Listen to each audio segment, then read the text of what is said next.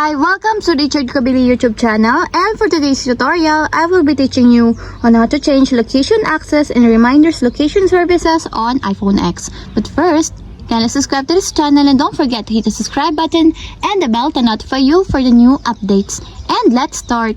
Using your iPhone X, from your home screen first, go to Settings. Then into Settings, scroll down and click the Screen Time.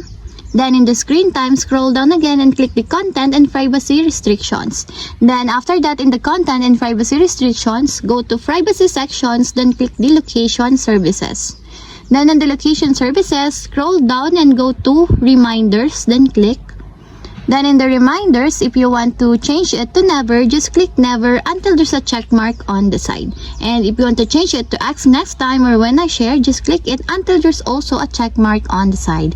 And if you want to change it to while using the app, just click it until there's also a check mark on the side. App explanation: when precise is on, your location is used for reminder notifications when you arrive at or leave your places. And that's it. We have successfully changed location access and reminders location services on iPhone X. If you have a question, kindly comment down below and don't forget to hit the subscribe button and the bell to notify you for the new updates. And thank you for watching.